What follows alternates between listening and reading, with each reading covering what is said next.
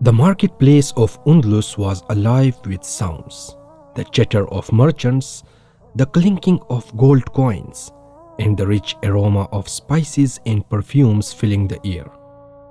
Among the many traders was Yusuf, a humble spice seller.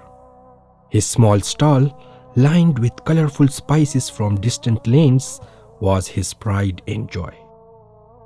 Though he worked hard, his business struggled. He often wondered if he would ever rise to success like the wealthier merchants. One day, as he was arranging his shop, a sweet and captivating fragrance drifted through the air. It came from the stall next to his, owned by Ibrahim, a renowned perfume merchant. His shop was always filled with noblemen and travelers seeking the finest scents. Ibrahim noticed Yusuf admiring the perfumes and smiled. "The right fragrance can change how a person feels, young man," he said warmly. "Come, let me show you something." Curious, Yusuf stepped inside. Ibrahim gently opened a small bottle and held it out. The rich scent of musk filled the air, light, pure, and refreshing. Ibrahim said with a wink, "Even without buying, you are already taking some of its fragrance with you." Yusuf chuckled, but deep inside, something about those words stayed with him. Over the weeks, Yusuf and Ibrahim became friends. Unlike others, Ibrahim never pressured him into deals or tricked customers for profit. Instead, he taught him about patience, honesty, and how success built on truth lasts longer than quick, dishonest gains. Slowly, Yusuf's business began to improve.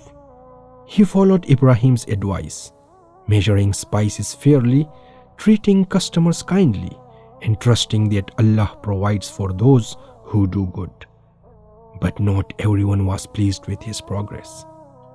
One evening, as the marketplace emptied, Hassan appeared, an old friend from Yusuf's early days, known for his cunning ways. "Ah, Yusuf, my friend, I see you are still struggling with these tiny bags of spice," Hassan said, shaking his head. Yusuf frowned. "Struggling? No, actually things are improving." Hassan laughed. "Improving? Yusuf, look at me. I have a silk robe, gold rings, and my own caravan of goods. Do you think I got all this by being honest and waiting for blessings?" Yusuf hesitated. He knew Hassan had gained wealth quickly, but he also knew his ways were questionable. Hassan put an arm around Yusuf's shoulder and said, "Come, let me teach you how real business is done. Sell less but charge more. Mix a little dust with the cinnamon. Who will notice? And when customers hesitate, tell them lies about rare ingredients. Everyone does it." Yusuf's heart felt heavy. "But that isn't right," he said weakly. Hassan smirked. "Right or wrong, Yusuf, think. You could double your earnings overnight. Look at Ibrahim, so wise, so kind, yet still selling bottles while nobles walk past him to buy from richer merchants. The world rewards those who take, not those who wait." That night, Yusuf could not sleep. He knew Ibrahim's way was right, but Hassan's way seemed tempting. Quick money, more success, a better life. His heart battled between the two paths. The next morning, unable to hold the burden alone, he went to see his childhood friend, Amir, who worked as a scholar in the city. Seeing the distress in Yusuf's eyes, Amir listened patiently. "Yusuf," he said gently, "this reminds me of the words of our beloved Prophet sallallahu alaihi wasallam. He said, 'A good companion is like a man who has musk. Even if nothing of it goes to you, its fragrance will certainly reach you. But a bad companion is like a man who has bellows. If its black suit does not reach you, its smoke will certainly harm you.'" Yusuf blinked. So, Ibrahim is the musk seller? Amir nodded. And Hassan, my friend, is the black smoke. Even if you don't do what he does, staying near him will darken your heart. Yusuf finally saw it clearly.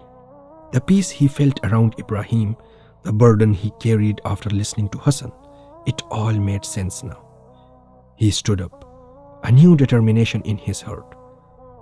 I will walk away from the smoke, he said. Even if it means slower success, I choose the fragrance of honesty. That day, Yusuf returned to the marketplace with renewed purpose. He thanked Ibrahim for his guidance and slowly distanced himself from Hassan. Though the riches did not come overnight, his business flourished in ways that mattered most: peace, respect, and true blessings. And as he measured out spices for an eager customer, he realized something. Honesty, like perfume, leaves a scent that lingers long after the deal is done. If you enjoyed this story, please like the video, leave a comment, and share it to spread the word. Your support means a lot.